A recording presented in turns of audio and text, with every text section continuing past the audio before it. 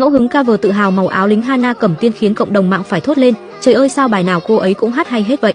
Ngoài tình yêu em anh còn tình yêu nước, tiếp bước thế hệ đi trước để bảo vệ non nước. Em hãy vững lòng, anh có hy vọng anh sớm quay về sau cách chờ núi sông. Tuổi trẻ anh sinh góp thêm một chút sức, trái tim và ánh mắt luôn hướng về tổ quốc, vì màu áo xanh là niềm tự hào lớn lao. Niềm tin anh có chẳng gì ngoài ý chí, gửi vài lời cho em nơi vạn dặm thiên lý.